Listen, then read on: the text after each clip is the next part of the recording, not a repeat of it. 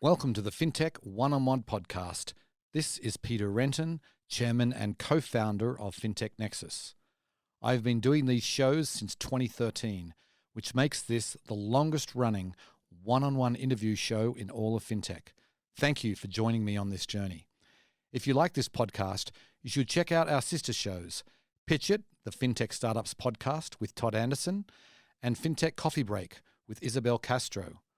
Or you can listen to everything we produce by subscribing to the Fintech Nexus podcast channel. Welcome to the podcast, Peter. Hey, good morning. It's a beautiful sunny day here in Silicon Valley for a change. All right.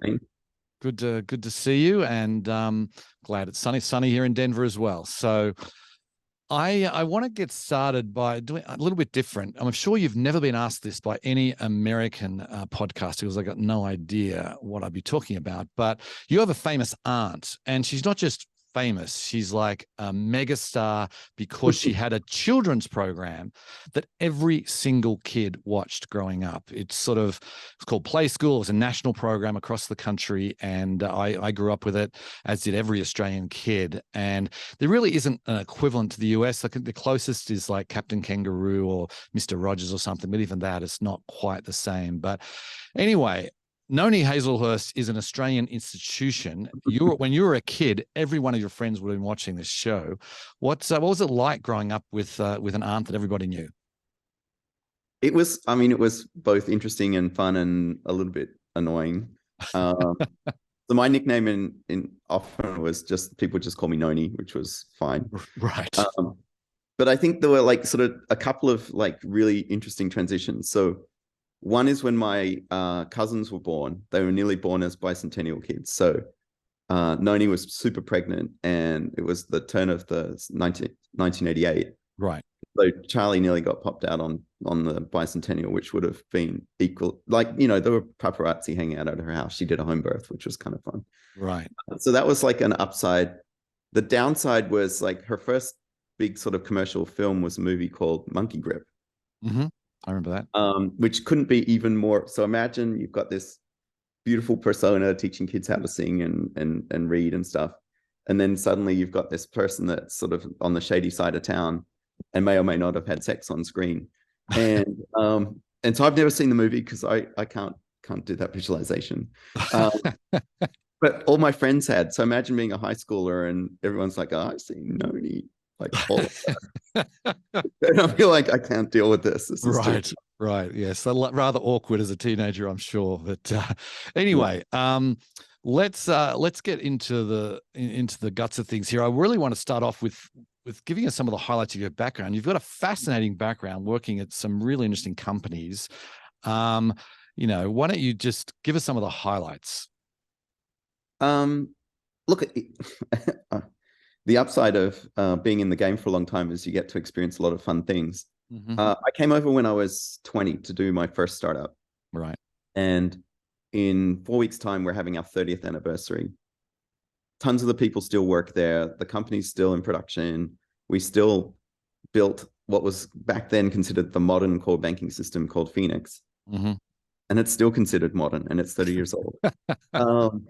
And it's a testimony to the fact that some of the core things that happen in banking are pretty consistent. It's also an amazing team that we had that pulled it together and started this idea of a Windows-based, Unix-based core banking system. No one thought you could do that. Everyone thought AS400 was the future. Right. And probably the best experience was we moved into this new office building, and there was this old IBM 5150 hard drive sitting outside. And to give you a perspective, this thing is like a cabinet that's, I don't know, 8 feet tall, 3 feet wide type of thing. Like a fridge. Like a giant fridge. And each hard drive platter was like, I don't know, 3 feet around and sort of an inch thick. And it used to have a switch. If you wanted twice the storage, an IBM engineer would come in with a screwdriver, and it would allow the hard drive to write on the backside of the disks. Mm-hmm. Like a really field operated upgrade. Anyway, the whole thing stored 5 megabytes of storage or something like this. And we said, this is silly. So we turned it on its side, put a glass table cover over it, and made it our conference room table. And we literally brought it in from the dumpster outside. It was pretty funny. That's great. Anyway, I know, and you a little bit closer to Synctera. I mean, I know that you spent some time at Google. You spent some time at Uber. Just tell us a little bit about what you did there. Yeah, so Google was a really cool time in banking and payments where people were starting to use their phone. So NFC had just sort of started to come out. And I was lucky to work with the team that helped launch Google Wallet and the first ability to tap and pay with your phone. We combined that with buying a company called TXV in New York, Anil and Jonathan's company. They obviously went on to do Money 2020 and have been spectacularly successful in the event space. But what was nice about it was we made it possible for you to literally use any card that you'd had in your wallet for Google Play or other reasons and pay with your phone. We did it by inventing, air quotes for the people on the audio side, this concept of tokenization, basically this idea that we would present from the phone actually a Discover card. And then on the back, we would do a coupled transaction to charge your American Express or whatever you thought you were paying with. And we did this because there was no tokenization and we needed some way to be able to get the credentials, pay them in the merchant without having to have to store the whole PAN and reveal the PAN and all that sort of stuff. But it was pretty fun. We created a whole new category. We did some really cool projects with Google Play. We launched, the ability to have a pay by Gmail and so forth. So that time and period was pretty transformative, 2012 to 14. Then I did a bunch of startups and other things which were kind of fun, including Postmates and others, but ended up at Uber. And Uber is obviously a pretty big merchant and from the payments ecosystem. And we had this two-sided marketplace of consumers that were wanting to ride or eat or scooter on our platform. And on the other side of the marketplace were the working folks that are doing deliveries or pickups or driving and so on. And the velocity was insane. It was off the charts. And it's obviously 24/7. There's no off time. And so everything you build has to be built for scale. And everything you build has to have resilience because stuff breaks, bank accounts get closed, you name it. We had every sort of possible thing across 70 countries. But it was amazing. It was so much fun. Like you're in this product category where you can see what you're doing in real life. And for me, that was one of the sort of the best parts about the role at Uber, which was you were actually materially impacting people every single day. And when we started Uber Money, which was effectively the neobank for the drivers, the goal there was to really start to build on their behalf the ultimate banking products so that they actually felt like the extended relationship with Uber was not just transactive in terms of drive or shop or deliver, but it was now will help you with your financial journey. Right. And that really, Uber's such an interesting company from a fintech perspective because, I mean, you were like with Uber, it's in America it's just you pay by a credit card and it's pretty transparent. It's pretty simple. But in other countries where there isn't a deep credit card infrastructure, I've always just been amazed at how Uber really has sort of made payments transparent, it feels like, throughout the world. And whenever I travel, I'm often using Uber in all these different countries, and it's an amazing thing that the payments mechanism is seamless. Doesn't matter what country you're in and what type of financial system they have. It's all, and I imagine the plumbing for that was not simple. Yeah, so there was like when we sort of set this up, we actually had two separate teams. A team that was focused on rider payments, so this idea of letting the consumer pay you some way. And in the US, you write its credit and debit card, but you'd also think of PayPal, Venmo, gift cards, stored value, purchase gift cards, third-party incentives. So people like the American Express folks giving a Uber benefit.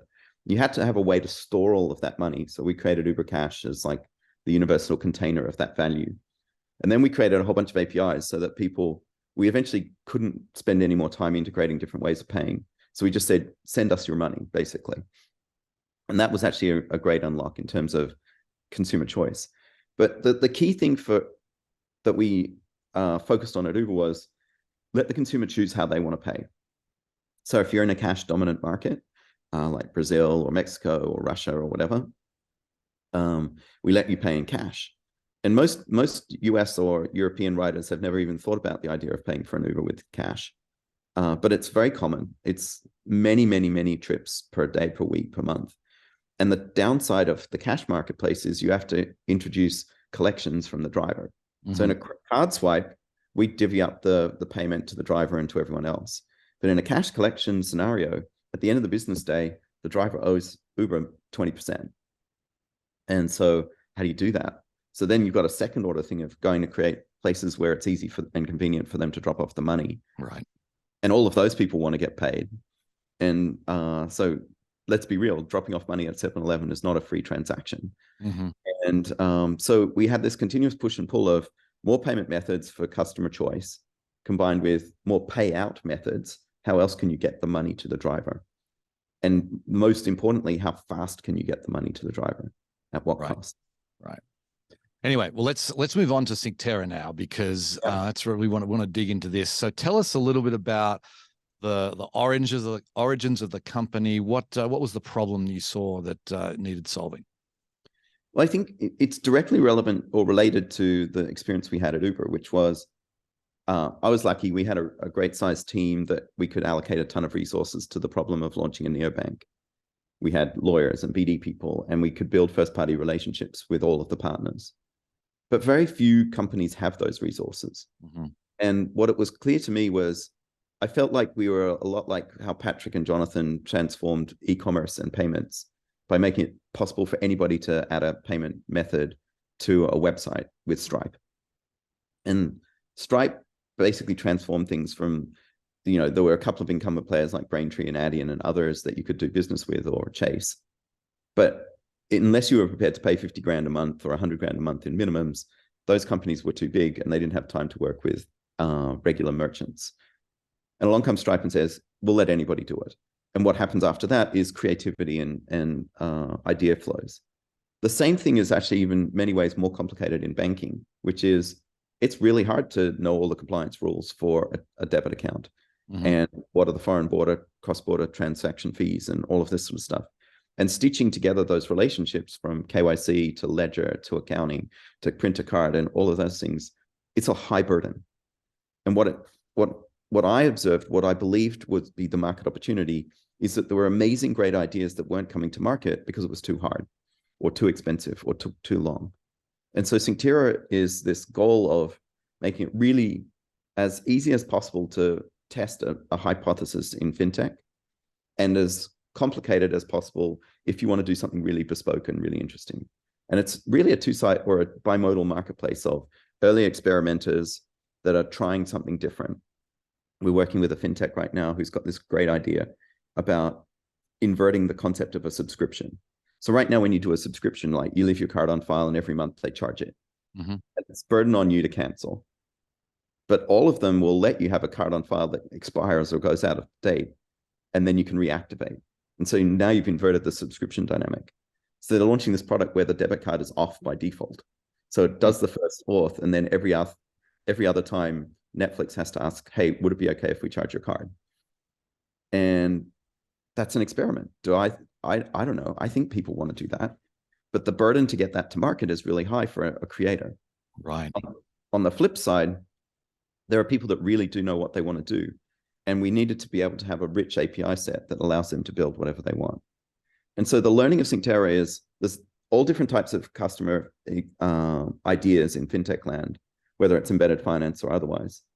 And then the problem space is, how do you get them a bank that's comfortable taking the risk for the type of transaction they want to do? Some of the things are pretty straightforward, where there is not a whole lot of risk. Some of them are credit programs where you definitely have risk. And what Synctera is unique at is, having built a marketplace of banks, we can now do matchmaking in between. So we take a fintech's idea and say, where will it land? If it's a cannabis fintech, at the moment it lands with Regent Bank in Tulsa, Oklahoma, because they're the only bank that will do cannabis. But our job is to bridge that gap. And we lower prices over time by increasing the efficiency and effectiveness of each of the banks operating on our platform. And how many banks do you have on your platform right now? 10 at the moment. So It's moving quite quickly.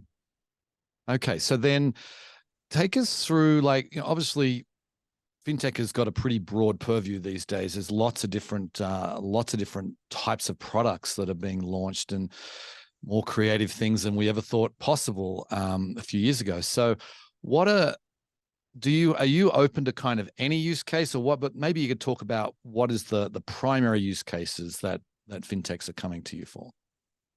So we're definitely focused on how can we bring banking to a use case. We're not just a pure payments company. We're not an ACH money mover. We do those things, but it's where would a bank account be helpful? So we have a number of use cases where people have an incumbent business, whether we talked about cannabis, whether they're running dispensary management and inventory tools, or if they're doing a hair salon management platform. And clearly a bank account for the business owner is a really valuable thing. Right now, most of those business owners tend to get banked with their local Chase or B of A or whatever, because that's where small business tends to go. And if they're in the smaller towns and cities, they tend to go to their community banks. Right. But creating a framework to make that easy to launch business banking is quite common and popular. And it's across every vertical. It's really interesting, this quote from Angela where everyone's going to be a fintech at some point in the future. I think it's pretty on point in that there's banking and payments flows in most use cases of corporations. And if you can help them do those more effectively, that's better. The second category is what I'll call like embedded banking accounts for particular types of communities. The classic example is one of our fintechs called Synctera, who's creating a community around pet ownership. And pet lovers always need food for their pets. They need toys and all that sort of stuff. So there's a discount community that sits around that. There's an economic concern around like if your pet gets sick and you need to go to the vet, can you afford it?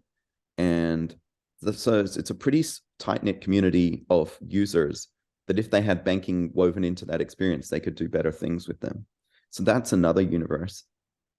And then what it's been really interesting is because our API is so broad, it's a whole bunch of people coming to us and saying, could we do this? Could we do that? There's a considerable interest right now post the pandemic of this future of work and the concept that people don't actually have to live in the US to work for a US entity. But the problem with that is how do you pay them?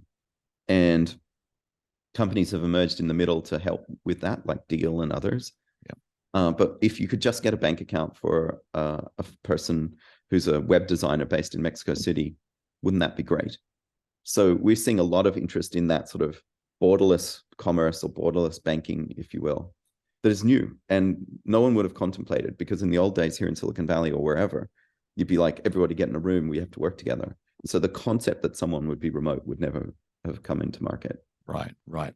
So then, I mean, you talked a lot about fintechs, but I know you're also working with non-fintechs, right? So tell us a little bit about the interest you're seeing there. Yeah, so I guess the outcome of the work we do with the non-fintech is effectively a fintech. Right, exactly. However, like, I don't know, we have a really fun relationship with a company called Players Health. And these guys are great. So Ty started a company really focused on helping kids play sports and figuring out what are the barriers for safety and trust and so forth in the sport industry. Totally, that's the focus. If more kids play sports, the world is a better place because people are healthier and people have better connections to their families. What are the things that block that? First is a trust. Do you trust the sports league? Is it safe? Is it free of bullying? All those sorts of things. And there's been a lot of work done on advocacy of kids in sports over the last 5, 6, 7 years and so forth. Then the next thing is it's literally banking, right? So all these leagues have, opening days where a ton of money comes in from parents. Where does the money go? How do you bank it? Who keeps track of it all? And who keeps making sure that there's not a problem inside the league of someone siphoning off a little bit off the side type of stuff? So that's the next sort of phase. The third phase of it is then banking services for those league managers, so paying their bills and so on. And so is it a fintech? Well, it's sort of become one. Right. But it's really a focus on kids and sports, which I think is really fabulous. Yeah, that's great. That is a real pain point. I know with my kids' soccer leagues, it's the money management is painful. That's for sure. So I want to kind of dig into a little bit how your APIs and how your platform works. Like if someone's got you obviously it's pretty some simple use cases. People want a debit card with their bank account. I imagine that's a very repeatable standard type thing. But then you might have, a credit card that wants specific type of rewards. Do you, like, if someone comes to you and they're after a use case that you haven't really done before, do you have to sort of add to your API, or how does that work? So yes and no. So part of it is, so we have a great example, which is Wahed, which is one of the first Muslim Sharia law compliant neobanks coming to the US. Mm-hmm. And one of their constraints is they don't want the value of the person's balance, which I'm deliberately not calling an account yet, not to be saved at the bank and turned instead into gold or some other non-bank-like instrument, because they don't want the bank to be able to earn interest and then turn it into lending. It's the concept of riba. So for us, we've already built the idea of real-time authorization. So you do a swipe, you convert it. And we did that because we had a number of crypto fintechs come to us and say, have this crypto balance, I want to be able to pay for groceries. What we didn't have is a connection to the Royal Canadian Mint or some other gold facilitator. And we said to the Wahed team, you can build that. We've got the real-time authorization, and now you can simulate and create, literally you swipe your card and pay for coffee with gold. And that's pretty cool. So in that case, our API supported all the use cases. We've got some other customers saying, hey, I really want to do interesting use cases around cross-border, and we need to store extra information on KYC. We'd say, great, we'll need to add new functionality to support that. And that's the game of fintech, which is this blurriness of, is the work we're doing something that other fintechs would love? Then we put it in the platform. If it's bespoke for this one client, we might build it for them and maybe charge professional services if we need to. And if not, we then let them go build it themselves. And as long as we've built a lot of the primitives into our platform, can I move money from this account to that account? We're pretty flexible, allowing you to stitch it all together. Right.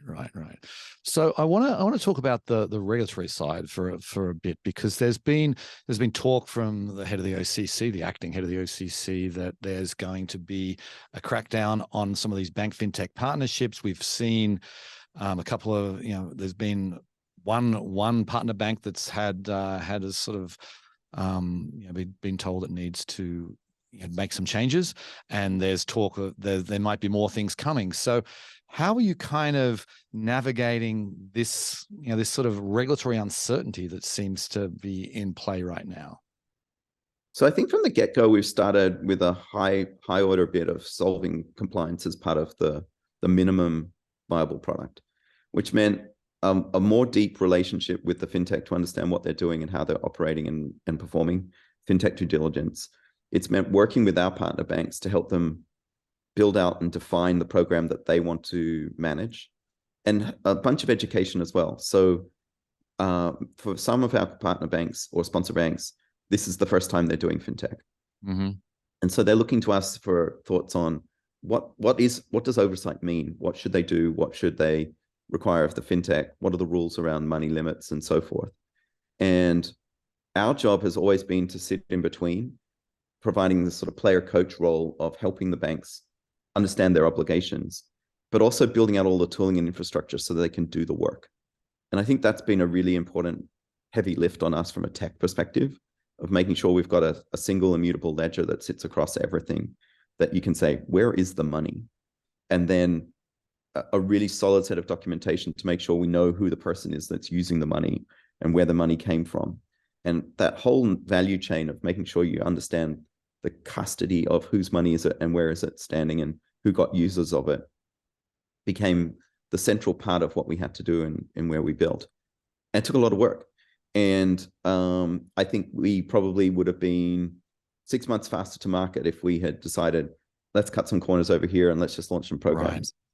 And the downside of that is then, as evidenced in the market, if you don't have really good relationship with the regulatory compliance frameworks, unfortunately, it's quite easy to poke holes in what you've built.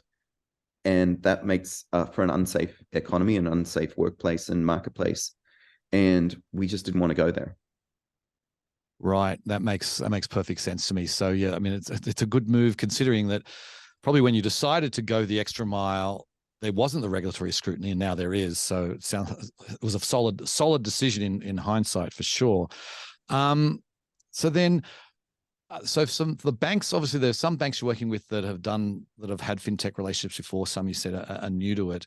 What sort of capability does a bank need to kind of join your platform? And is it, I mean, I imagine, a lot of these banks they're not very large. They're community banks. They don't have a huge tech team.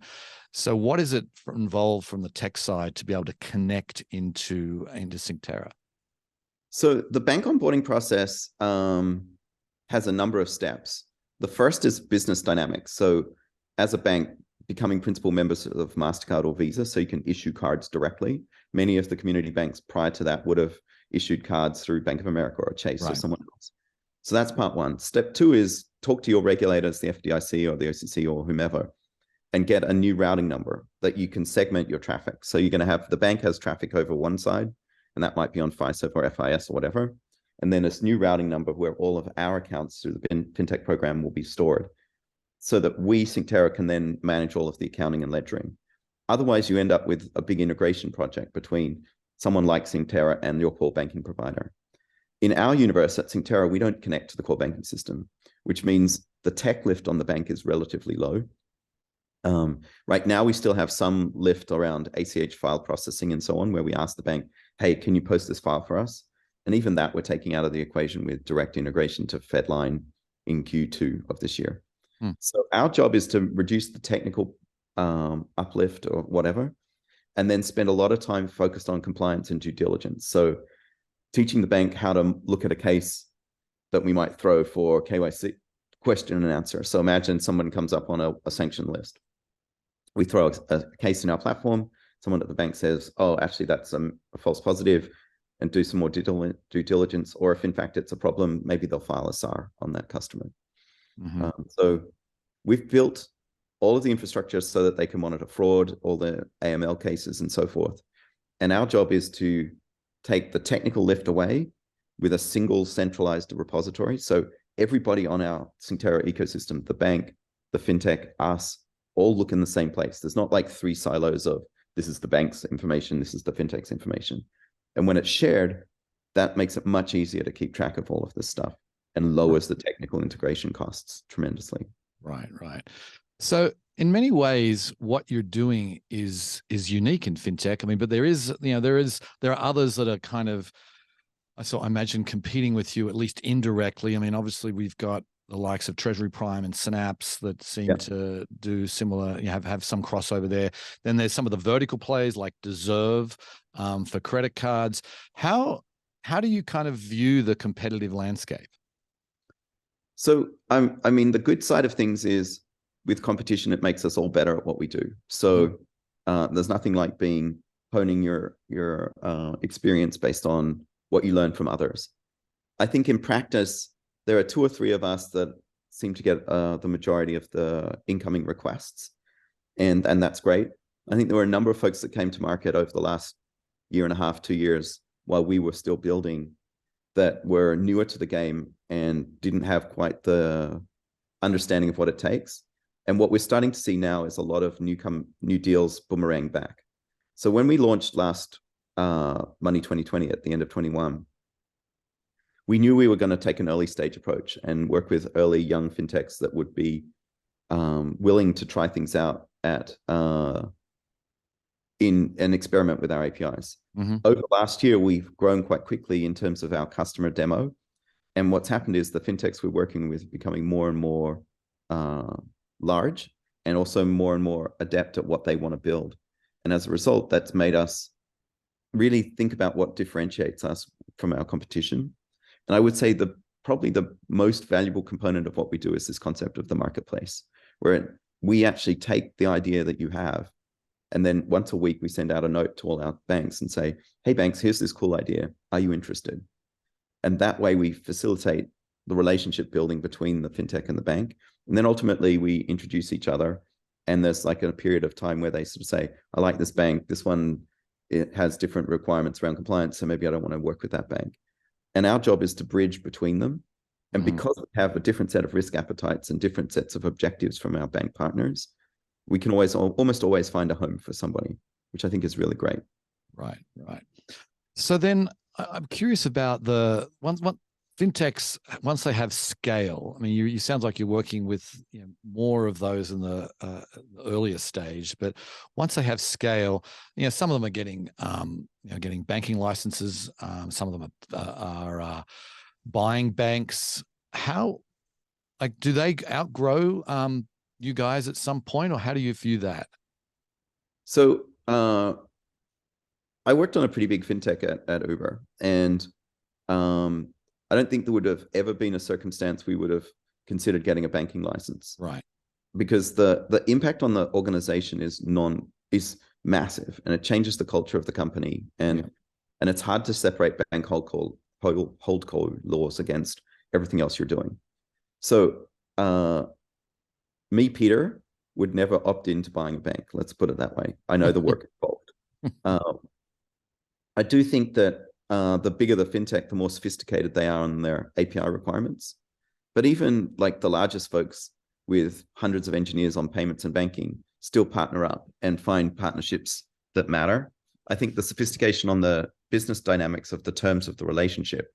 And in our model, it's making sure that we can pass through savings with tiered pricing that happen as velocity increases, and also align on extending geographic footprint. So, for example, it's great if you're a fintech building in the US, but how do you extend into Mexico or Brazil or Canada or France? And if you can provide incremental value geographically, that may actually be equally interesting. And then the other part of this, which I think is really important to invest in, is what we call multi-bank support, which is this idea that as the fintech or as the customer of ours, I'll call them an integrator, gets really large, they're going to want to diversify their risk of any one particular bank having an issue. Right. By then splitting across multiple banks. And it turns out ledgering is hard work. You need a lot of engineers to build a compliant ledger that will meet bank requirements. And so if they leverage us for that, and then we help them get into other geos, or we help them with other extensions, that's where we create a lot of value for our customers. Right, right. So I want to ask about the environment we have today. It's been challenging for fintech founders to attract capital. I mean, a lot of them are sort of really focusing now on cutting costs and trying to get to break even as quickly as possible. So you talk with a lot of fintech companies. What's your advice that you give to fintech founders who are, to try and help them navigate this challenging environment we have today? So I would say, like, first and foremost, know your community. If you're just trying to build the next Bank of America or Chime or something that's very horizontal as a fintech or a bank, it's going to be really expensive and really hard to be successful. But if you have a really well-aligned group of folks, for example, imagine Roblox launches a fintech. Well, hang on, they have. It's called in-app purchasing and game support, and there's a whole economy that built there. How did they do that? Because their community of game players is so self-connected. They have access to that customer base with a low CAC. So first thing, know your community. The second thing is make sure you understand that interchange isn't the only way to make money in banking, and probably isn't going to be your only way to get to profitability. You're going to need to think about other services that you offer them, whether it's subscription-based content, so $5.99 for access to education and learning materials, whether it's ultimately offering a lending type of product and or other cross-border fees and so forth. Lending for us has become quite high demand of late. So I think that's really interesting. I think the third part of this is make sure that what you're actually doing solves a real problem. So I think a lot of folks came into the market saying, hey, everybody should have this checking account, it's going to be great. But they never actually talked to their customers and said, well, what about it matters to you? And it turns out maybe the thing that matters to them is faster access to their paycheck. Turns out maybe something that matters to them is global spending capabilities. And if you don't actually know what the customer wants and you just assume a Me Too checking account is going to work, it's not going to work. Right. I'm glad you mentioned lending, because that's something my thesis has been that all these neobanks, they need to add lending because it's a highly profitable business. It's what banks have really built themselves on for decades or centuries, really. And I So on the lending side of things, you said you're seeing more demand there. Yeah. What, like, is that what types of products are they demanding? Is it are you talking, lending has obviously huge array of different types of products. Tell us a little bit about what you're seeing. So on the business side of the equation, we're seeing a lot of folks asking for charge card support. Mm-hmm. So think of the next Brex type of product where you spend through the month and you settle up at the end of the month, like an American Express card. And so it's definitely lending, but it's not where you sort of generally think of as lending. We've seen a number of folks come to us for overdraft or what I'll call mini lines of credit. Hey, I need $100 to buy gas for my car, that sort of stuff. And so they're super short term, 1 day, 5 days, 10 days, usually to help someone through a cash flow scenario. There was a lot of interest in buy now, pay later types of use cases several quarters ago. I think that's now being tempered by business specific vertical use cases. So the general purpose solutions like Affirm and Klarna are going to be great. No one's going to disrupt them. But if you're if you're Sony PlayStation and you're offering buy now, pay later for in-app game purchases, that's very narrow focused and it's got a direct market segment that is actually quite relevant and opportunistic. And I'm not saying Sony is doing that. I'm just hypothetically saying.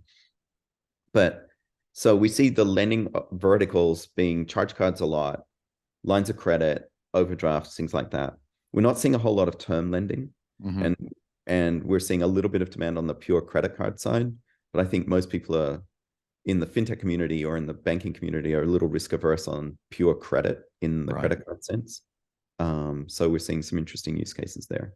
Interesting. Okay, so last question. I'd like to get your sense of what's your vision for the future of banking as a service, which is basically a lot of what we've been talking about here.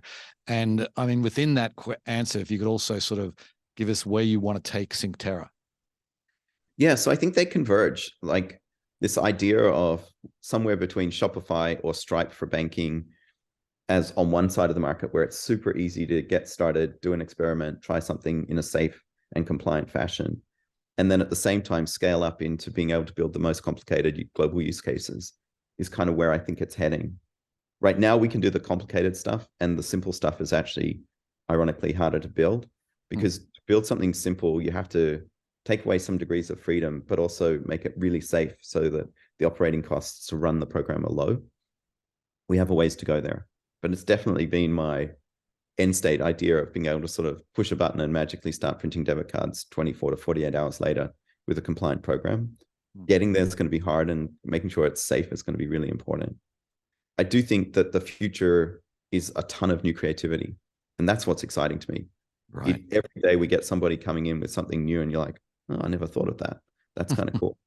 We've got a number of startups that are focused on helping particular segments of the market. So we have folks that are doing fertility and helping people solve real world problems, which is made easier when you can make the money movement work better and smarter.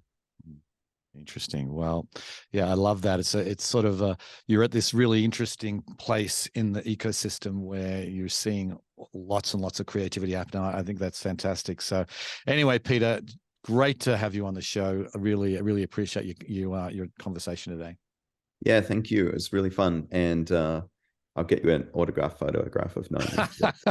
That would be great. Okay.